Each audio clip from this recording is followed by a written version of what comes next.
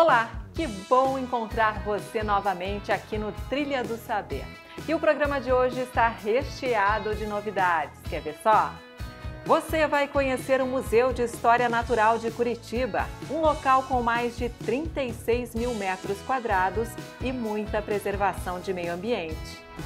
Rolando Ferreira foi o primeiro atleta brasileiro a jogar na NBA. Você sabia que tudo começou em uma quadra de basquete de uma escola pública? Histórias em quadrinhos nunca saem de moda. Nós preparamos uma dica muito valiosa para você que é apaixonado por esse tipo de leitura. Tudo isso e muito mais a partir de agora. Fique com a gente, o Trilha do Saber já está no ar.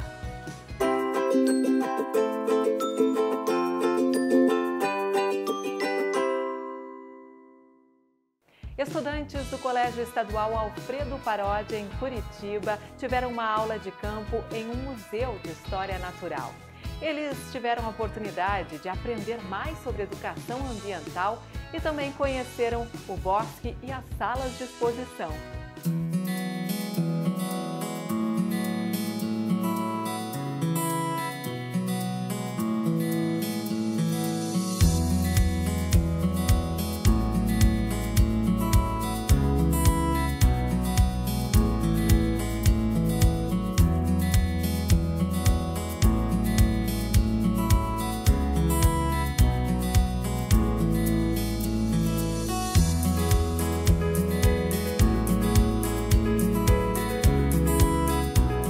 Nossa parada é entre as ruas Benedito Conceição e Nivaldo Braga.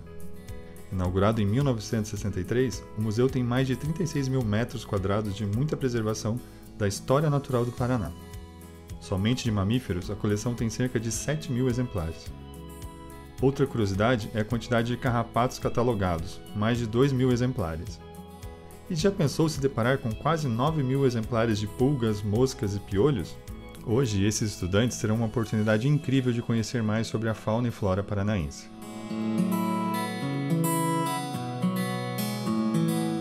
Quando a gente fala no Museu do Capão da Embuia, nós falamos da instituição que abriga a maior representatividade da fauna paranaense. Esse espaço é um espaço muito bacana, muito importante para o estudo da biodiversidade paranaense, desenvolvendo atividades de educação ambiental e de pesquisa. O museu ele é conhecido nos meios científicos como o Museu de História Natural do Capão da Embuia e desenvolve pesquisas relacionadas à biodiversidade paranaense, à fauna paranaense. Temos também um setor de exposição aberto à visitação pública de terça a domingo. Nosso horário de funcionamento é das 9 às 15 para as 5. E o visitante pode conhecer dois espaços no setor de exposição. Uma passarela no interior do bosque, onde nós podemos contemplar a paisagem, né? E também temos um setor de exposição com animais taxidermizados, popularmente conhecidos como animais empalhados, inseridos em paisagens, né? Onde o visitante pode conhecer a fauna local e as interações dos animais com o meio onde eles vivem. Temos também um serviço destinado às escolas e aos profissionais da educação, onde nós emprestamos animais taxidermizados para as instituições interessadas em desenvolver alguma atividade relacionada ao meio ambiente. Os alunos tiveram a chance de aprender sobre o projeto Jardins de Mel, desenvolvido pelo museu, e conhecer a importância da polinização das abelhas. E viram de pertinho algumas colmeias do projeto, que estão espalhadas em diversas áreas verdes de Curitiba, com abelhas pacíficas e sem ferrão nativas dessa região. As flores elas são de época, e a flor está ali para atrair mesmo o inseto. Então é uma flor colorida, uma flor cheirosa, para atrair mesmo, é uma isca. Então o inseto vai lá para fazer o trabalho que interessa para ele e deixa o legado lá. Então, no mesmo ponto que eu tinha uma flor, as flores são passageiras. Então, eu tenho épocas de flores. Então, elas ficam um pouco tempo abertas, tá? Passa pelo processo de polinização, murcham, secam e caem. Daquele mesmo ponto que eu tinha uma flor, nasce um fruto, tá? Então, se esse fruto foi bem polinizado, a abelhinha fez o trabalho bem perfeito, eu vou ter um fruto comestível, um fruto onde vai ter polpa, onde vai ser um fruto que eu posso dizer assim, de qualidade. tá? Se ela fez esse trabalhinho. Se ela não fez esse trabalhinho, provavelmente eu vou ter um fruto, mas um fruto sem sabor, um fruto pequeno, um fruto que não interessa. E muitas vezes um fruto, o que nós temos dentro dos frutos? As sementes. Então, se não passar por esse processo, muitas vezes essa semente ela não vai nem germinar. Então não germina, né? A aula continua pelo bosque, caminhando pela área verde do museu, conhecendo sobre a fauna e flora do local e ao mesmo tempo aprendendo muito sobre educação ambiental.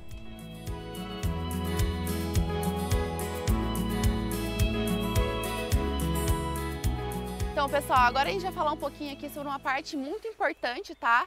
Para a manutenção e a vivência aqui da nossa floresta, né, do nosso bosque, que é a serrapilheira. Olhem aqui para o chão do nosso bosque. Vocês estão vendo todas essas folhas, esses galhos aqui caídos? Isso é a serrapilheira, que é o acúmulo de matéria orgânica, né, do nosso bosque. Sobre os animais que vivem aqui no nosso bosque, a gente pode visualizar aqui durante o nosso passeio, tá? Um deles, que é muito importante, que a gente pode ver com certeza aqui se a gente manter o silêncio, é a cutia, tá? A gente tem uma família de cutias que vive aqui no nosso bosque, tá? A cutia, pessoal, ela é um roedor, ela é prima da capivara, tá? Ela é um roedor, ela é menor que a capivara, e a gente tem, né, a família de cutias que vivem aqui no nosso bosque, tá? Vocês já ouviram falar da lenda da gralha azul, que ela enterra pinhão para nascer araucária? Então, não passa de uma lenda porque a gralha azul ela não consegue enterrar um pinhão. O que acontece é que, né, ela está comendo o pinhão no alto da araucária e ela acaba derrubando o pinhão e aí, né, ele acaba podendo ser enterrado e nascer uma nova árvore de araucária. Porém, quem faz esse trabalho aí ativo de enterrar um pinhão é a cutia. Ela se alimenta do pinhão, quer guardar para mais tarde, ela cava um buraquinho, enterra e esquece aonde ela enterrou e é assim que pode nascer uma nova árvore de araucária. Então ela é muito importante aqui, né, para o nosso bosque. Depois de muito conhecimento na área externa, os alunos já estavam se sentindo em casa. A aula continua na área interna do museu, e uma das descobertas foi conhecer o grimpeiro, a ave símbolo de Curitiba que vive somente em nossos pinheiros. E esse pássaro, ele está representado nesse livro aqui que o próprio museu desenvolveu através das informações coletadas ao longo de muitos e muitos anos nas coleções científicas. Então aqui é um registro das aves que ocorrem no município de Curitiba.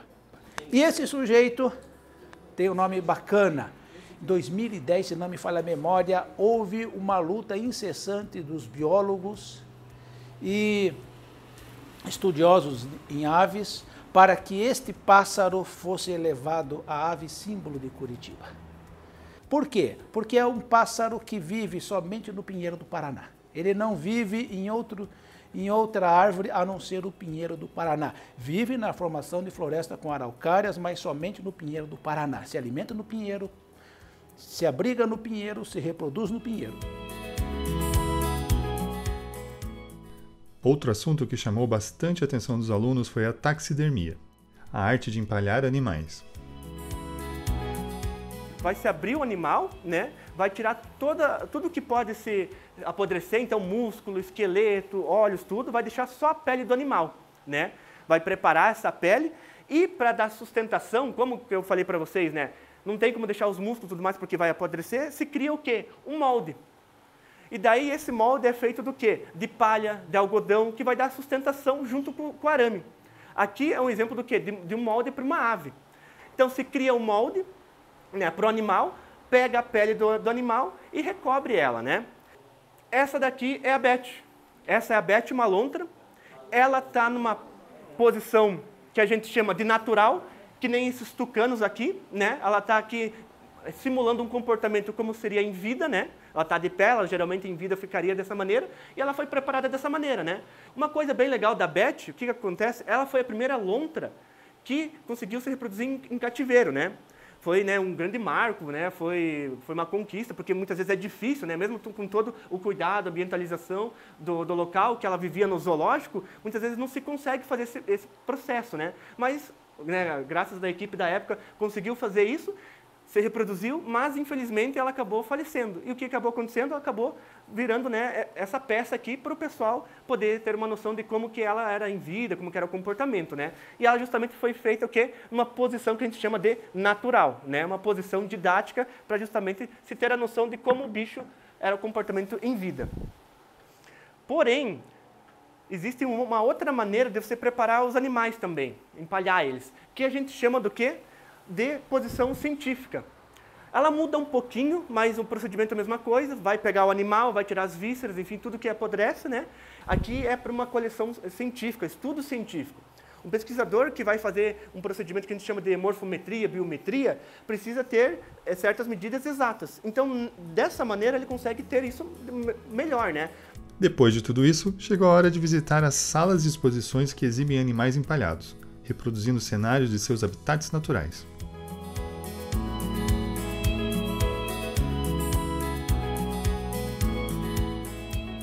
Foi uma experiência muito divertida e interessante, pois eu nunca tinha visto os animais de perto, então teve animais que são os animais que eu gosto muito de ver nas telas, nos filmes, e ver eles aqui foi muito divertido e muito interessante conhecer os bichos na forma natural que ele é. Eu até peguei a mão numa cobra empalhada, então foi muito diferente sentir a textura dela, a gente vê ela nas fotos, a gente não imagina como é o corpinho dela, mas é super diferente do que a gente imagina.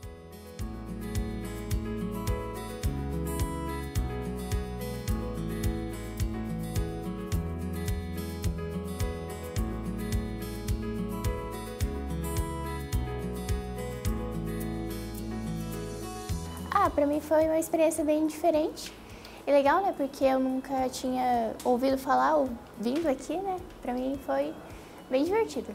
Eu achei muito legal a iniciativa do professor para arranjar essa visita, né? Eu gostei muito de ver os animais, tipo, pessoalmente, sabe? Pegar neles, que nem o urso. Lógico que eu não peguei, que tem uma placa. Mas é muito legal ver o tamanho surreal deles, né? Tipo, na imagem, vídeo, não dá pra saber isso. Na entrada, pra você ver como que o urso é assustador, eu levei até um mini susto de ver a cara dele. É muito peculiar, assim, cada turma tem, né, o seu interesse dependendo ali da idade. As crianças ficam muito fascinadas, principalmente ali com os animais, e eles ficam também curiosos com o bosque para ver os animais vivos. Tem a cutia, que é um grande atrativo aqui do nosso museu. No geral, assim, todo mundo fica bem interessado porque não é algo que a gente vê todo dia, né? Animais taxidermizados, né? Ou animais empalhados, como todo mundo conhece. Então, é algo bem interessante, bem próximo daí pra gente explicar, né? Da onde esses animais vêm, como são feitos, né? Então, a gente acaba sanando várias dúvidas aí do pessoal e as crianças ficam super interessadas aí em saber sobre esses animais.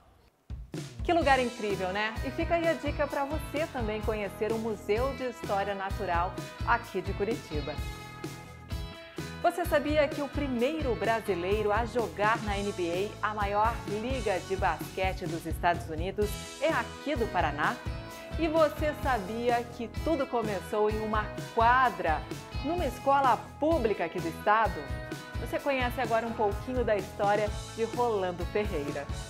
Meu nome é Rolando Ferreira Júnior, sou ex-atleta de basquetebol, joguei por 14 anos na seleção brasileira, por 22 anos basquete. Joguei 2 Olimpíadas, 3 Mundiais, 3 Pan-Americanos, vários outros torneios de menor importância. Fui campeão pan-americano em 87, a primeira derrota dos Estados Unidos em casa. Muito orgulho de fazer parte dessa vitória que mudou os rumos do basquete mundial. E também eu sou o primeiro brasileiro a jogar na NBA. Em 1978, fui escolhido pelo Portland Trail Blazers e joguei na NBA.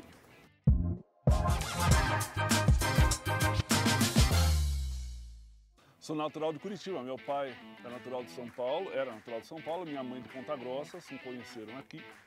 Meu pai foi sempre ligado ao esporte, foi vice-presidente de Curitiba nos anos 50, né, apesar de ser paulista. E eu fui criado dentro do Curitiba Futebol Clube, né, eu morava ali pertinho, brincava ali na construção do estádio, ia pegar a bola nos treinos, então Curitiba foi minha segunda casa. Pela vontade dele, ia ser jogador de futebol, né? Meu pai faleceu quando eu tinha 13 anos de idade, na verdade. Eu não tinha começado, eu tinha tido uma experiência de basquete, que não foi muito boa, né? Mas comecei a jogar de verdade depois que ele faleceu. Meus irmãos influenciaram muito, né? Porque meu irmão fez atletismo, fez vôlei, né? No Colégio Estadual do Paraná. Minha irmã fez atletismo e basquete, também no Colégio Estadual do Paraná. Então eu não sabia, né? A infância era diferente do que é hoje, né? Então eu brincava muito na rua, jogava futebol, fazia de tudo, né? Saía 1 da tarde e voltava às 7 da noite tudo sujo, com craca entre os dedos, do pé, né? Aquela infância maravilhosa que eu tive.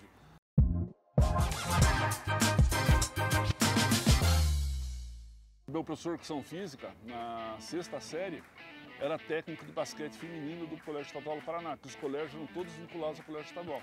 E eu fui treinar no Colégio Estadual, só que assim, eu era o mais novo, o mais inexperiente, não era um alvo fácil porque eu tinha vergonha de ser alto.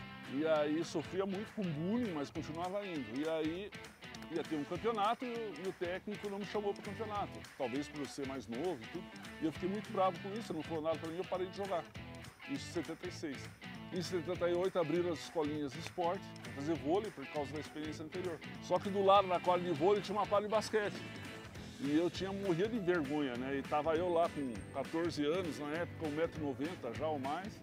E os mais velhos, mais altos, 1,65 m. E eu morrendo de vergonha, e o técnico de basquete viu, falou com o técnico de vôlei, né, o Maculan, e falou, ó, você vai perder o menino. Posso convidar ele para treinar basquete? Ah, pode, esteja à vontade, porque aqui não vai, ele precisa treinar com 0, mas não dá.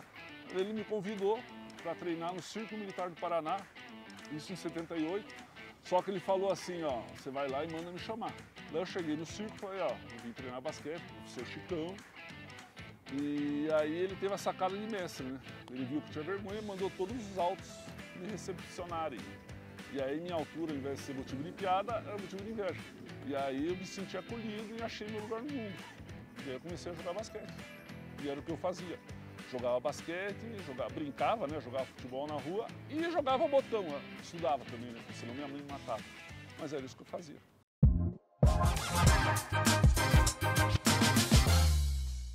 O Chicão, né? O meu primeiro técnico, foi o cara que eu vi como uma segundo pai na minha vida. Porque ele me iniciou no basquete, ele me deu força. Ele que me fez ir para São Paulo, na verdade, para jogar basquete, porque eu nem sabia o que eu queria na época, ele viu um potencial em mim. Quando eu parei de jogar em 2000, quando eu voltei para Curitiba, quem que me deu meu primeiro emprego? O Chicão. Então eu devo muito a ele, e assim, eu nunca, acho que ele está até cansado de escutar, mas toda vez que eu falo, né, conto minha história, eu tenho que enfatizar isso, né?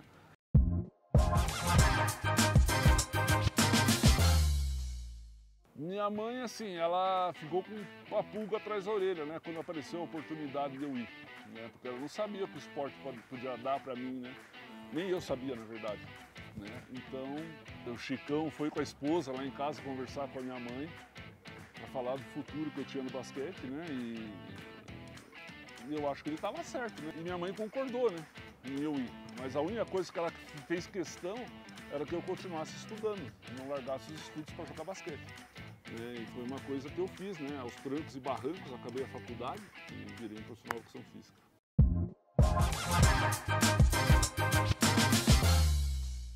No final de 1980, a gente saímos todos do círculo e fomos para o Curitibano. E aí teve uma entrevista minha que saiu no Globo Esporte Nacional. Eu estava treinando para a seleção paranaense, que ia jogar o Jebs, falando assim, o futuro do basquete está em Curitiba. Mas eu não sabia que era o futuro do basquete, né? E aí a gente estava treinando, veio para Curitiba um cara chamado Cláudio Mortari, que era técnico do Sírio, do Esporte do Sírio, que tinha sido campeão mundial com o Sírio, técnico da seleção brasileira. E ele veio para Curitiba dar um curso, o Chicão chamou ele para conversar e me ofereceu, falou, ó, menino, não sei o que. E aí o Mortari me convidou para ir para São Paulo, ficar 4 dias, fazendo um teste na casa do Oscar Chili. Foi o ponto alto da minha vida até aquele momento, né?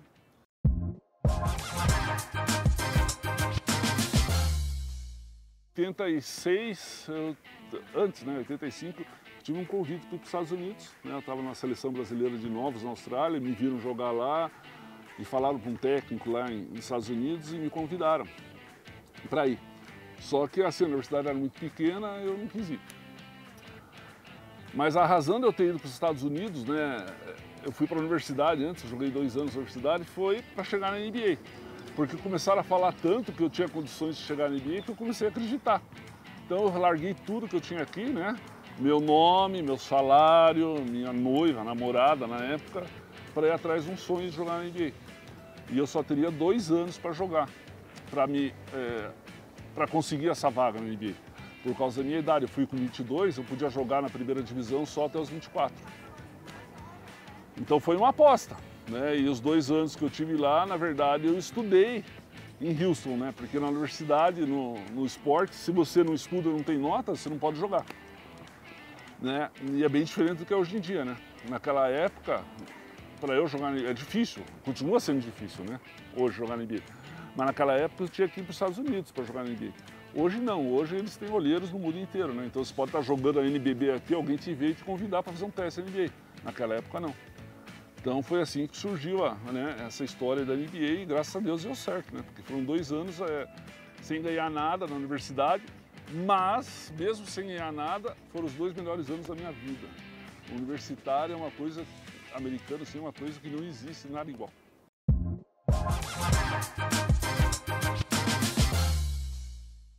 Então, eu comecei em 82, na Seleção Brasileira Juvenil, né? Daí joguei em 82 e 83 na Seleção Brasileira Juvenil, sou campeão pan-americano, 3º lugar no Sul-Americano e eu sou 3º mundial, né? Nós jogamos o Mundial Juvenil na Espanha em 83, ficamos atrás dos Estados Unidos e União Soviética só, né? Depois dessa nossa geração, nunca mais nenhum time juvenil conseguiu alcançar tal feito, né? Antes da gente, eles tinham sido vice, daí foi no Brasil, né? E esse na Espanha ficou em 3º. E aí, a partir de 84, eu fui convocado para a primeira Seleção Brasileira Juvenil Adulta, né? Brasileira Adulta, no pré-olímpico de Los Angeles, e joguei até 97, quer dizer, fui convocado, né? Até 97. Então foram 14 anos de Seleção Brasileira. Eu joguei 3 campeonatos mundiais, 2 Olimpíadas, 3 Pan-Americanos. Sou campeão pan-americano em 87, né, a maior conquista da minha geração. É uma coisa que mudou os rumos do basquete mundial. Muito orgulho de falar disso, porque fiz parte desse time sensacional, né? E assim, jogar na seleção brasileira é muito legal porque, né, você está representando 200 milhões de pessoas, está ali na quadra entre os 12, né?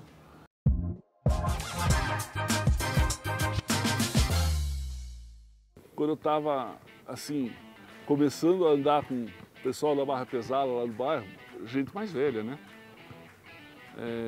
O que apareceu na minha vida? O basquete. Né? E o basquete graças à escola, né? Ao estar lá, né? Indo para a escola, para um ambiente saudável. Né? Então, o esporte, a educação, tem um significado muito grande na minha vida, né? E isso eu levei para minha família, né? Minha esposa também é formada em educação física. Uma das coisas que a gente exigia também dos meus filhos foi isso, né? Estudar. Estudar, né? Primeiro plano é estudar, né? E é o que eu falo, né? Você quer ser jogador de basquete, você quer ser jogador profissional? Tudo bem, mas você tem que estudar. Né? Você tem que dar um jeito e dar para conciliar os dois. Né? Porque o mundo esportivo tem um limite, né? Vai chegar uma hora que você vai ter que parar de jogar e se você não conseguiu fazer o pé de meia, você vai ter que continuar trabalhando, né? E aí você tem que ter uma profissão, a educação é tudo.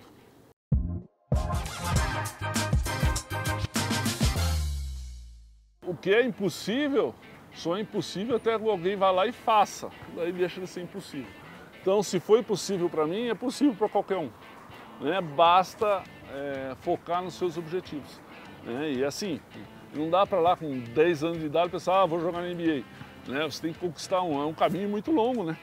Então você tem que começar a treinar e não esquecer da educação, né? Estudar, que é muito importante. Legal, né? Gostoso começar o ano assim com histórias inspiradoras. Um lugar que reúne artistas plásticos, ilustradores, escritores, professores, estudantes. Assim é a Gibiteca de Curitiba.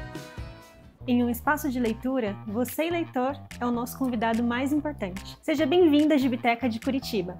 Aqui nós temos diversos quadrinhos, em torno de 40 mil exemplares. E nós temos grandes categorias aqui para vocês poderem visitar. Quadrinhos nacionais, temos alguns livros de RPG e livros para vocês fazerem trocas. Quadrinhos curitibanos, graphic novels, quadrinhos de super-herói, fumetti, que são os quadrinhos italianos. Agora, nessa última sala, nós temos o grande coração da Gibiteca. Aqui nessa parte, nós temos os quadrinhos da Turma da Mônica, os quadrinhos da Disney, alguns quadrinhos são estrangeiros e o restante da sala são dos mangás. E além do espaço de leitura, nós oferecemos em torno de 20 cursos que são ofertados principalmente nesta sala. E a maior parte das exposições da Gibiteca estão localizadas dentro desta sala. Então aqui nós atendemos um público muito diverso, desde o infantil, do juvenil e do público adulto.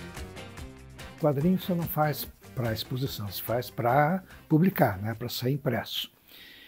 E não havia campo para isso. Então, fazia as revistas alternativas. Todas as cidades brasileiras tinham revistas de quadrinhos alternativas. E esse pessoal aqui de Curitiba se reunia na casa de alguém, as reuniões feitas à noite, de madrugada.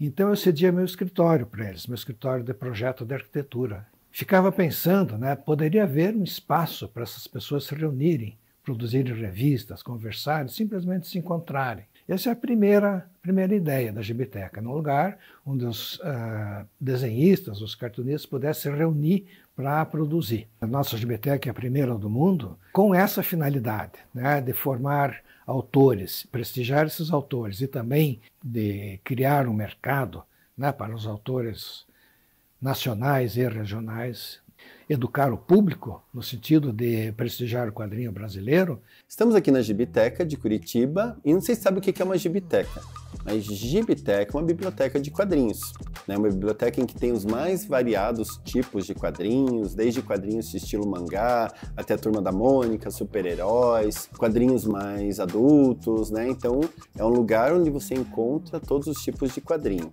O quadrinho surgiu na minha vida bem de cedo já. Meu pai já me dava HQs já do Batman, Superman. Eu fui lendo e esse amor acabou aumentando muito desde a infância. Desde que eu tinha uns 6 anos eu lia quadrinhos.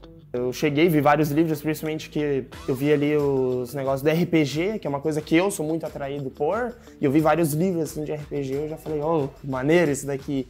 Tipo, me senti em casa, vamos dizer assim, né? Que a Gibiteca, ela não é apenas uma gibiteca. Ela é um espaço cultural com cursos, com visita guiada de escola, com vários eventos, né, ao longo do ano, com edital próprio, com uma incubadora onde tem alguns artistas que produzem. Então ela é um centro cultural.